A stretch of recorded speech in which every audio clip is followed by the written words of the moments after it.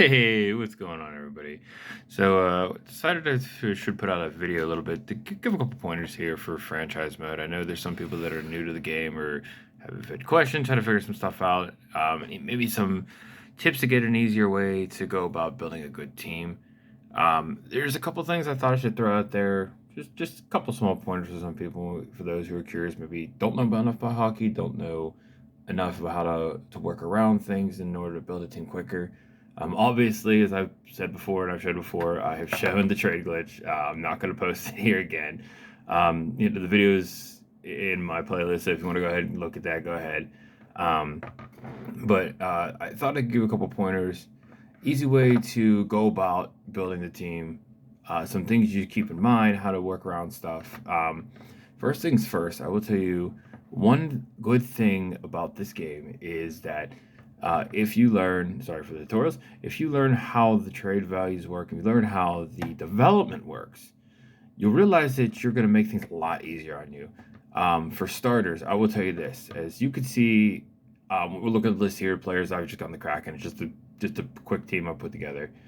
You can tell by their potential, what it is, whether it's high, low, medium, etc. And then you see how the trade value works with that and such. It looks like a little bit different than this year. It looks like they didn't really overvalue guys. They didn't really overvalue picks either, which they usually do in the future. I'm sorry, they've done in the past. But just a couple pointers I want to point out that some people may not realize. When it comes to the potential, now obviously you know where it tells you as far as if they're going to be elite, they're going to be a top 6 or 4 forward, or they're going to be a bottom 6 or top 9 or top 6 defenseman. And it goes all the way down, like for goalies, it says they're elite or they're a starter or backup or like AHL or other, which you obviously don't want. But a lot of people seem to focus on whether it's top 6, top 4, elite, top 9. But one thing you really need to worry about is the potential. And the reason I say this is because what they don't really tell you is that whether that low, medium, or high actually matters, and it does. And it sounds weird, but from what I've tested in the past, what I found out is that matters a lot more than you realize. Because what that essentially could mean is, for example, like I've got Hoskins here. It says medium 6, potential. I'm sorry, medium potential for elite. But if that were low, that really just means he has a low chance of being elite, which means it's not likely he's going to be elite. He's really only going to probably be like that top 6 forward. It more often than not, he's not going to reach that high end potential. However, if you were to have a guy that says, say, top 6 forward high, that means that really I guess you want to say his basement, like his low would be that top 6.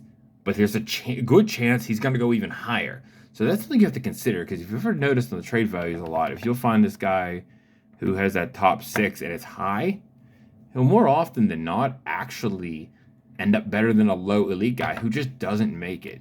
But something to also consider at times is those guys that do have that medium low, those are guys you really want to buy in on. Like me personally, I usually don't play with Fog of War. I mean, I have it on here, as you can tell, you can't see. And I'll get to the Fog of War thing in a minute. I'll tell you why it's terrible. Even though it's supposed to make a challenge, believe me, it's not good. But for example here, I actually I don't know this prospect at all.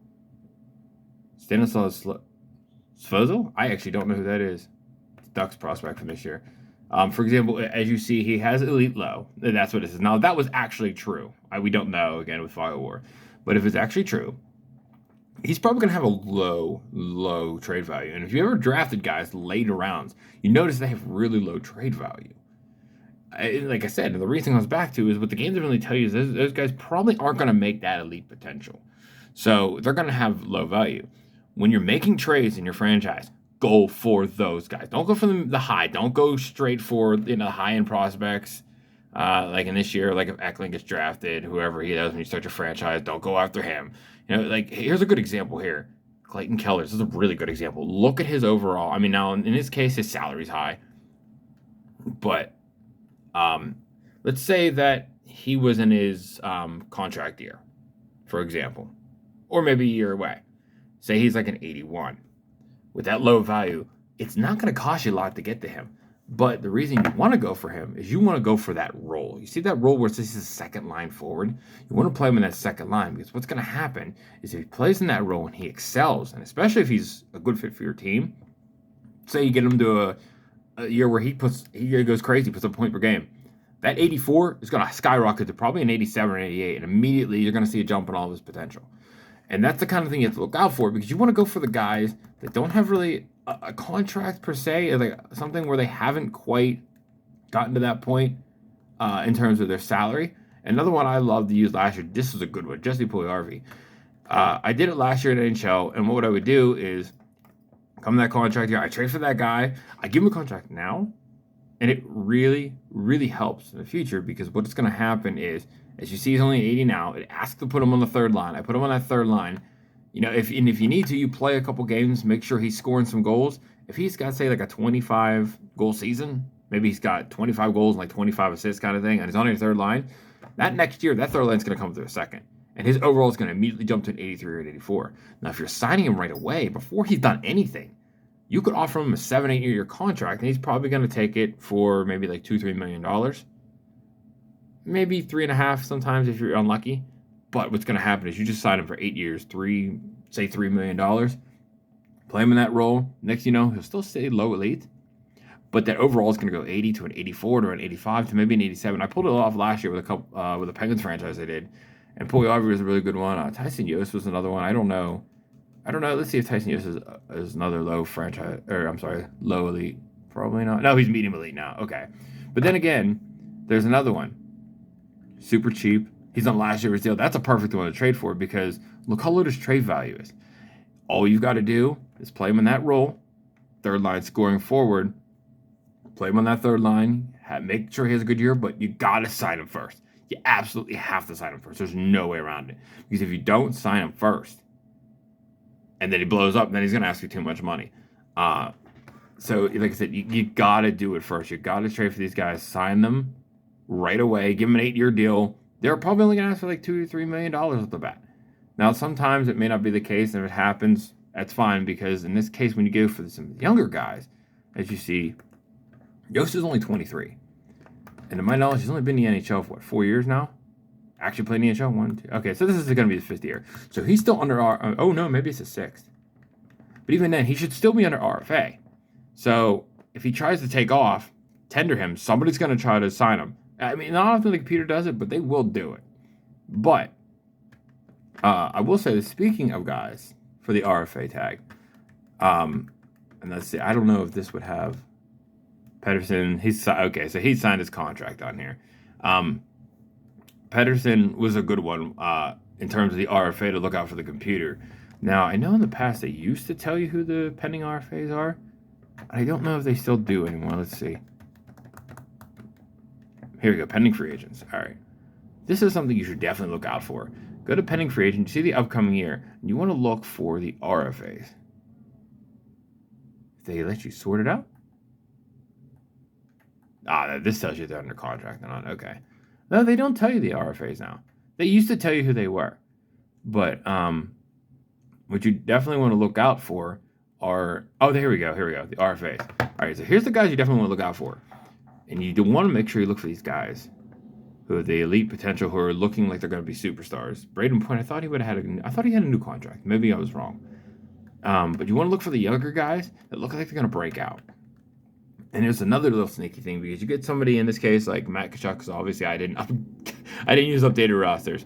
Tkachuk is somebody who is probably going to want $8-9 million. But the problem is that more often than not, a team like Calgary is not going to have the money to sign him. So what you want to do, and be really sneaky about this, you want to go to Calgary in this case.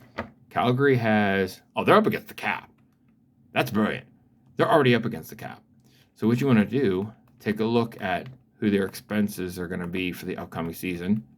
Obviously, you can see they might lose Gaudreau. Maybe Giordano. As you can, like I said, I'm not using the actual Kraken roster, so he's still there. But maybe you want to go ahead and try to trade them somebody or make a deal with them. Well, you stick them with a contract that you have, like a bad contract per se, or maybe somebody that they'll want, and it's going to take a year or two for them to get rid of. Because what's going to happen is they're going to find out they cannot afford to lose the UFAs, but they're gonna tag the RFAs. So they would go ahead and slap a tag here on Kachuk and figure we can't pay him $8 million, but we're just gonna let him sit. He's our property, basically. We have his rights. Well, what's gonna happen? He's gonna go right to free agency. Save, and this is important. Make sure you save when you get to free agency when that happens for the next season. Go ahead and wait a little bit and see if anybody, in terms of any of the computer teams, can even offer him a contract because they're up against the cap. They're not going to go ahead and make trades and restructure. The computer doesn't do that. They're not going to go out of their way to say, hey, that's a top star, in free agency and as an RFA. Let's go make some moves, get rid of cap room, get him. The computer's not going to do that like a player will.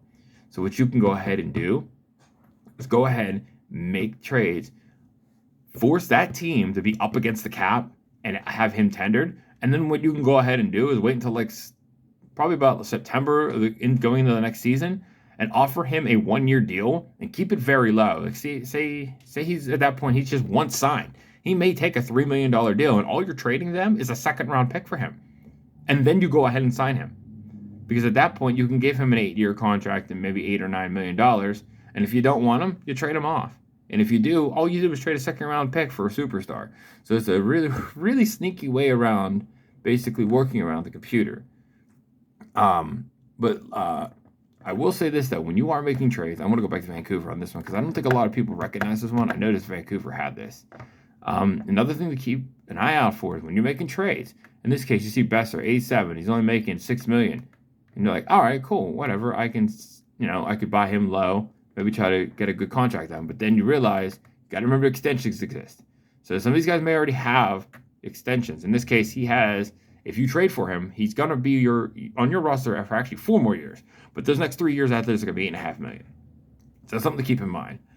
But lastly, I did point out earlier, and we'll go back to just a point for this one. I did point out the importance of guys developing. And this is really, really key. I don't think a lot of people realize this. And this works for everybody. It's proven. Even if you were to draft Connor Bedard when he comes in, who's already a franchise in this game, by the way, this is very important. I don't think a lot of people realize this. You absolutely have to make sure when you trade for guys, especially guys you want to develop, that scoring role or whatever the role is, you have to play them there. That's an absolute must. It makes a ton of difference. I don't care if you draft like the next Sidney Crosby. If they tell you he's a 3rd-line forward, you got to put him on that line for the time being. Now, it will change over the time during the year. So if he's developing and he's getting better over the year, keep an eye on it because once it'll tell you to go ahead and put him up to the 2nd line or maybe even the 1st line. So that's another thing you got to keep in mind. But yeah, with that said, there's a couple pointers there for you. Next time I'll bring up another video just for some ideas as far as guys to draft and how to develop them a little bit better. But until then, keep a couple of these things in mind and make sure you're following along.